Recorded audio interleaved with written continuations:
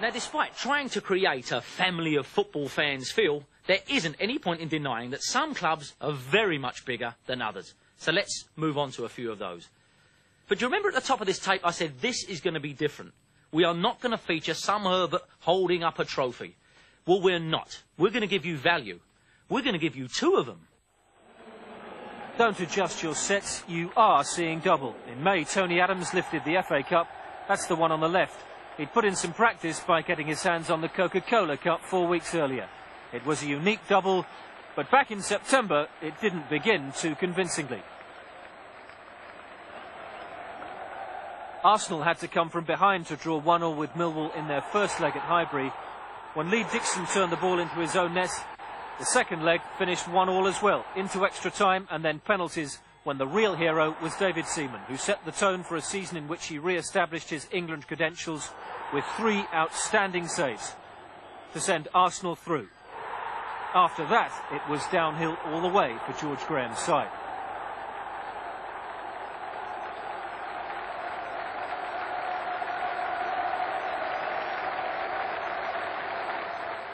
Round 3 paired together what was to prove to be the 2 best teams in the country.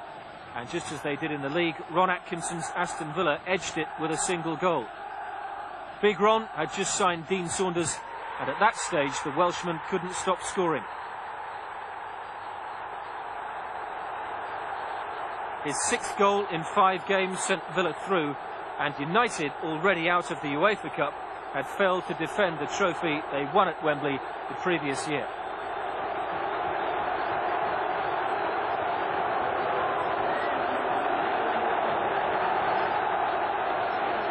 In London, they had the feeling this was going to be the capital's year in the Coca-Cola Cup early on.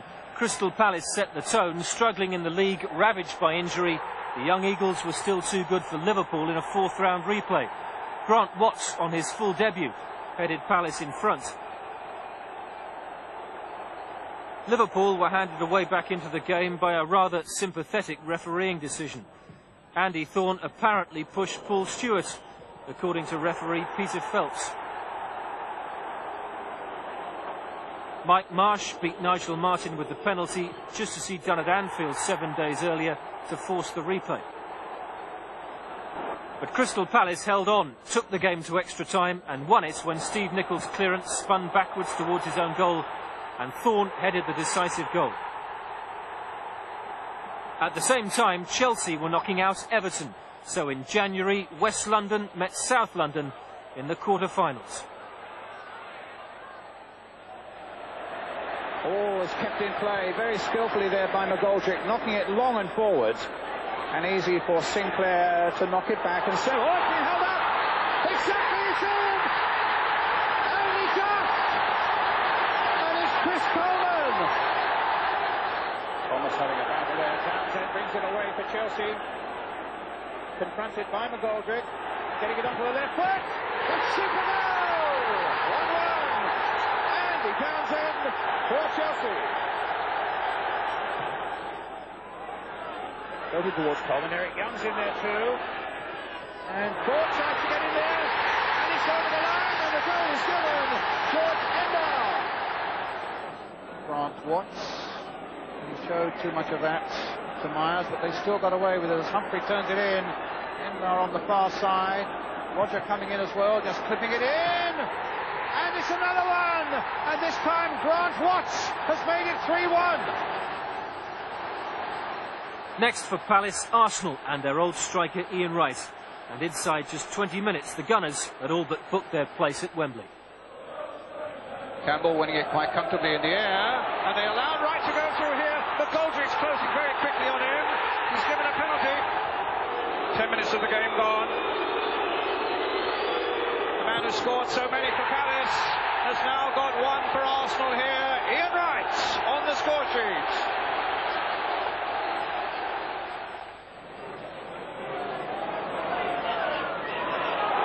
Wright is away again. This could be another one. Oh! It's in there. Alan Smith has made it 2.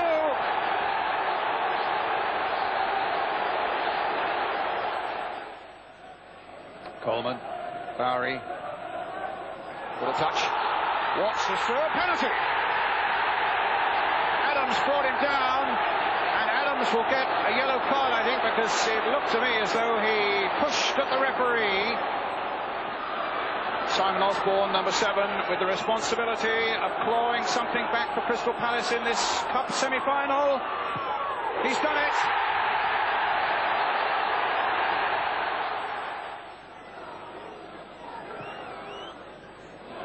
Campbell's going for this one. And it's gone in. Smith will claim it. Campbell had a part in it. But it's number 3 for Arsenal. 3-1, and George Graham's side had done the hard work in the away leg, which is exactly the way it worked out for Sheffield Wednesday 3 days later at Blackburn. Wembley. Ball forward for Newell. On it goes to Wilcox. And a great run here. Wegley's done really well to escape the defender. It's a brilliant finish. And Roy Wegley joins in the celebration. Nielsen goes forward and gets the return ball. And the cross pulled back dangerously for Bart Williams. And it's a goal. It's the equalising goal. Parks has done it. This is Bart Williams. Putting it back for Sheridan. Sheridan onto the return ball. It's Sheridan with a lovely little flick. It's in. And they've turned a 1-goal deficit into a 2-1 lead.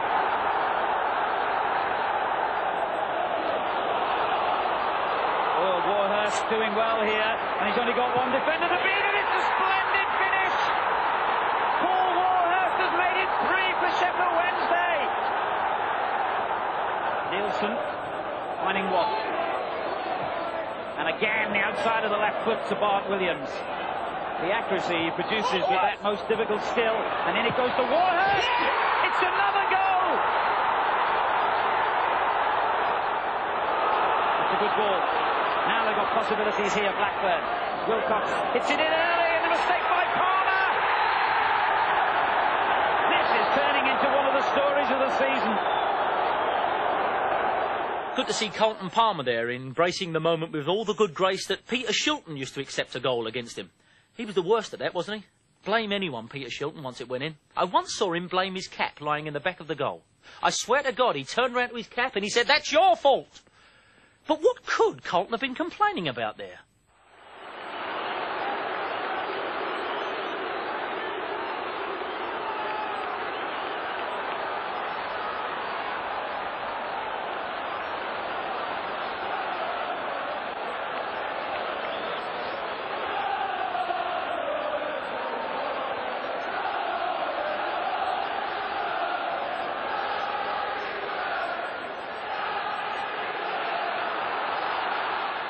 Now, you may have gathered that I'm something of a collector of own goals.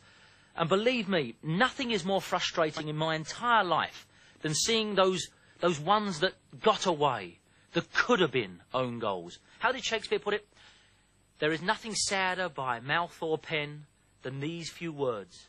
It might have been.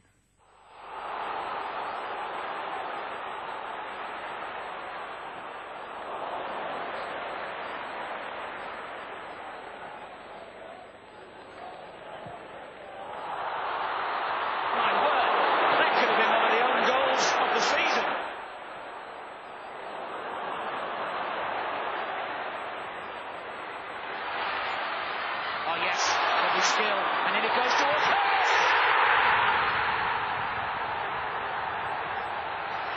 Brilliantly set up by Waller.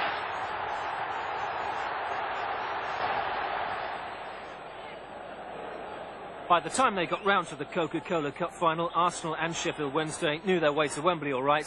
2 weeks earlier, they'd both won their semi-finals in the FA Cup. So the losers knew they'd get another chance, although neither side were thinking that way on April the 18th. In fact, it's Sheridan playing it now for King. Knocked through the middle now. Parks with the shot! And a goal for Wednesday!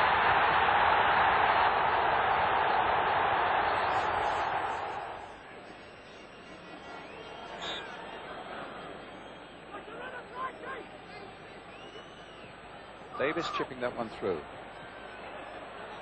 Nelson with the shot. It's in! So it's 1-1. certain amount of injury time, quite a bit of it, I would have thought. Oh, a mistake there by Danny Wilson. It's Campbell through. He's saved by Nielsen, but Nielsen's ball in the end goes to Merson. It's gone past Anderson. What sort of cross can he put in? Is it goal for Arsenal by Morrow? Bad mistake by Sheffield Wednesday, punished to the full by Arsenal. But the 1993 Coca-Cola Cup final will be remembered not for Steve Morrow's winning goal, but what happened just after the final whistle, as the Irishman's joy turned to agony in a split second. An awkward fall from Tony Adams' shoulder broke his left arm in 2 places and soured the celebrations. Adams and Arsenal finally went up to collect the trophy. But by then, Morrow, who'd been put on oxygen to combat the shock of it all, had been rushed to hospital for emergency surgery. His season was over, and so of course was his chance of playing in the FA Cup final. But as Morrow said later from his hospital bed, no injury can take away the memory of the moment he scored the winning goal in a Wembley Cup final. What do you think the likelihood was that once the players had got off the pitch and back into the dressing room, Tony Adams looked around his teammates and said, "Whoa, I'd love to stop for a drink with you lads, but I better shoot off." And he eventually, of course, went on to lift the FA Cup too, and that's what we're going to do next. Before we come to the clips, I used to love it when the FA Cup had its draw on Mondays, when everyone was either at work or at school, and you had to be somewhere special to tune into the radio. Now it's convenient, but a bit anticlimactic when it's live and on television and up for grabs immediately. Ringing round friends and telling them who you had and pulling the car over and tuning it in and hearing the rustle of the balls. The FA Cup, a long and rocky road, and it all began way back last November. Oh, damn. 3 years ago, Crystal Palace got to the FA Cup final and lost, and since then they haven't won a game in the competition. Last year, Leicester City knocked them out with a controversial late goal, and history repeated itself at Hartlepool when Richard Shaw was adjudged to have made contact with Nicky Southall. Shaw couldn't believe it. But Hartlepool made the most of their good fortune. Andy Saville, their top scorer, beat Nigel Martin with a penalty, and Hartlepool celebrated one of the shocks of round 3. Palace will point to one of the most blatant pieces of theatrics all season and wonder just how the referee fell for it. But that afternoon summed up Steve Coppell's season. In the same round, Liverpool had been lucky to bring Bolton Wanderers back to Anfield for a replay. But if the cup holders thought they'd done the hard part, they were wrong. Bolton winning the midfield challenges in the early stage, and here's Lee going past Marsh and crossing well. Beautiful goal! McGinley does it again. Magnificent.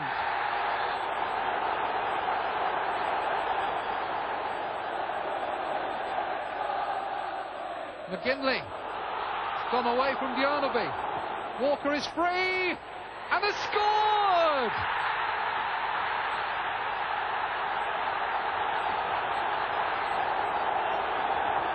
Elland Road was the setting for the most dramatic fourth-round tie, a replay between 2 of the favourites. Leeds, who needed to win to keep their season alive, and Arsenal, who'd come from 2 down to force the second game. Ian Wright making himself available. Good turn by Wright. Smith at the near post. Fabulous goal. Arsenal have scored. David Batty.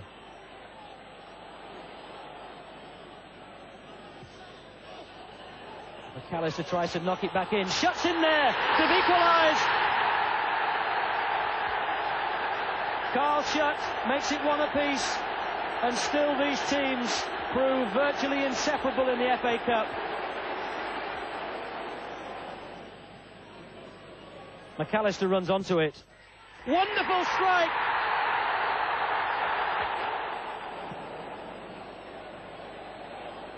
Campbell. Ian Wright. Oh, he's equalised! 2-2 after 90 minutes, but Arsenal and Wright had the psychological edge. They proved it in extra time as Wright found space through the hesitant right channel of the Leeds defence again, and once again John Lukic could only help the ball into the net. If defeats in extra time are tough to handle, it could be worse. The FA's decision to introduce penalty shootouts to decide replays can turn even the strong, silent type into quivering wrecks.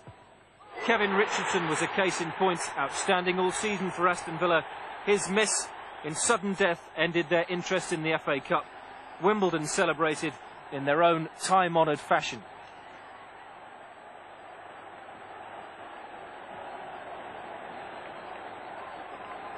Come the fifth round, the favourites were Manchester United. 3 years earlier, when they last won the FA Cup, they'd gone to Sheffield United and won. And early on, when one of the game's greatest young talents put them in front, a repeat looked likely.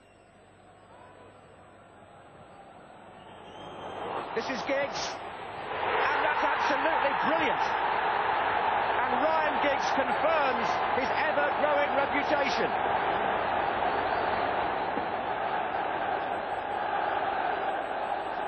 Free kick to Sheffield United. They've really packed the penalty area here.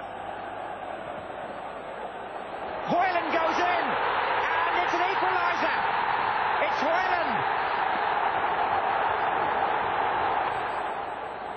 Ward to Carr. Gale's in the penalty area this time. That's Bryson, and there was Gale, not far away from it. Back in again by Hoyland. Gale gets up again. Hodges is there. Oh, it's 2-1. And Glyn Hodges scores the second goal for Sheffield United.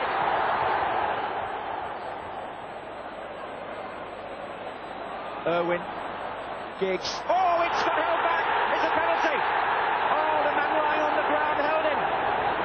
It's Charlie Hartfield, I think. It's a penalty. Ince was pulled. Look at that. It's Mitch Ward, in fact. It's Mitch Ward, number 2, who pulls him back, and there's no question there's contact there. And it's all down to Steve Bruce from the penalty spot.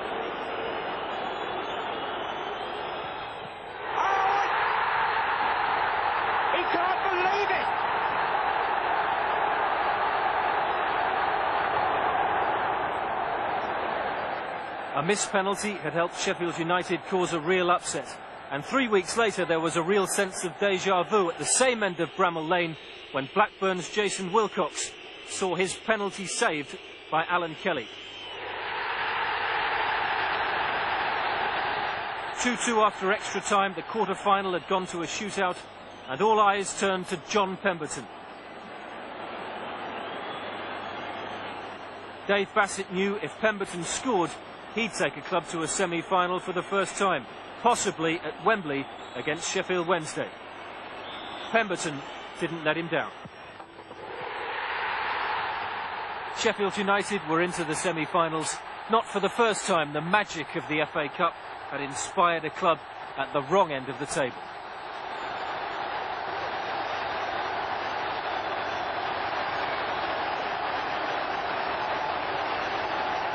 For the first time, Wembley was the setting for both semi-finals, with the Sheffield clubs paired together, along with the two giants from North London, who met at the same stage 2 years earlier. This time, one goal was enough to decide it. And we've got a free kick then. Adams has now gone up as well. And Merson chips it in. And in came Tony Adams. And Arsenal have taken the lead. And the captain, Tony Adams, who scored at Ipswich in the 6th round and turned the game round there, has turned up again at the far post. He only came late. While Wright was coming back on the pitch, Adams came forward, and I think that threw the marking. Look, he's the extra man, and there's nobody there. And with 10 minutes to go, Arsenal take the lead in the semi-final. Tony Adams, the scorer, with a header which goes across towards net. The previous day, United and Wednesday had travelled down the M1 together, and the man the football writers were to name their player of the season, but Graham Taylor continued to ignore, made the biggest impression. Chris Waddle, is he going to have a crack? Oh, he does, and he scores! Anything Paul Gascoigne can do, Chris Waddle can do. Alan Kelly beaten before he touched the ball. It's happened again in a Wembley semi-final. Clean strike, curling away from the goalkeeper. Sheffield Wednesday had the lead, and we've barely played a minute and a half. The best appearances, though, Carr does well.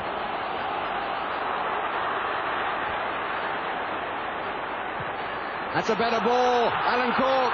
He's got Dean up if he wants. It's going to slide in. Yes, it's 1-1. Chris Waddle trying to get back to deny Alan Cork. The first really good ball that Franz Carr has played in this match. And he plays in Alan Cork. And there will be enormous delight in London as well as in Sheffield about that goal. The last minute, the 44th minute rather, of the half.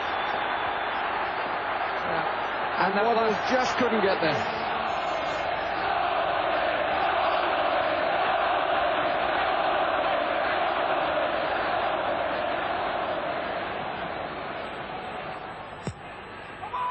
Bright! And in the end, the easiest goal you could wish for. And where was the man marking him on that post? Mark Bright's winner just 3 minutes from the end of extra time was tough on United, but Wednesday had threatened it. For Dave Bassett, a successful season would now hinge on keeping United in the Premier League. For Waddle and Wednesday, the FA Cup final with Arsenal offered a chance of revenge. May the 15th, and millions around the world tuned in for football's biggest one-off occasion. And there were some particularly interested spectators in East Anglia. If Arsenal won, Norwich would qualify for a place in the UEFA Cup. And it's straight from right. Linnigan with the first header, right to finish it off. And the goal scorer extraordinaire passes yet again. His 9th goal in the FA Cup this season.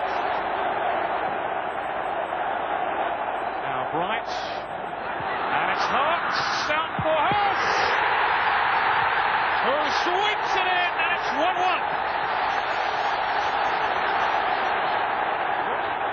1-1. David Hurst's equaliser on the hour rewarded Wednesday's best spell of the game, but after that neither side seemed to have the inclination or the inspiration to win a final that just drifted into extra time.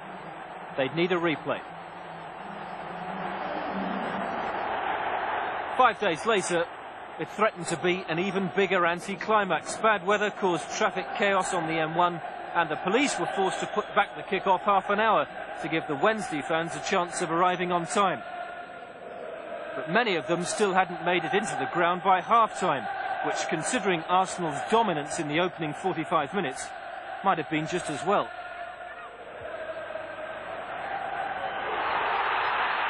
But this is right now. Is this going to be the first goal? It is! And it's Ian Wright.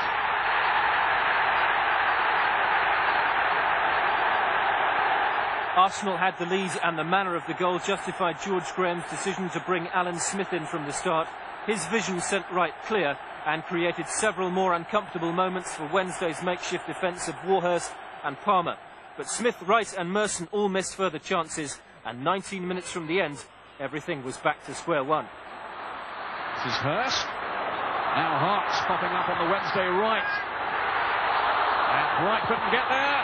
And it's gone in! And it's Waddle!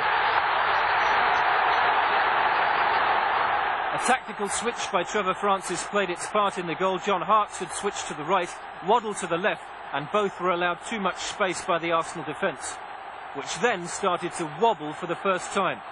And Mark Bright might still be wondering how he failed to finish them off 2 minutes later. Wednesday are firing now. Hurst in there. And a chance. Oh, off the post from Bright.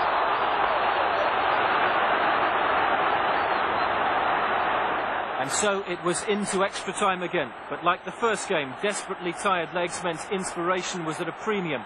And the chance of a decisive goal got slimmer by the minute. Waddle. Goes Bright.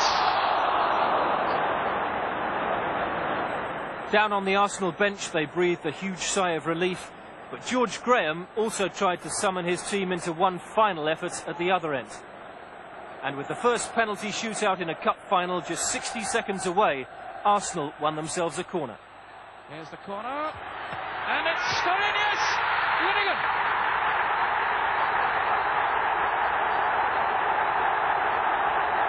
Like Steve Morrow in the Coca-Cola Cup final, Andy Linnigan, not the most popular player at Highbury, was an unlikely hero, but his qualities of determination and strength stood out in two games that never reached the heights expected.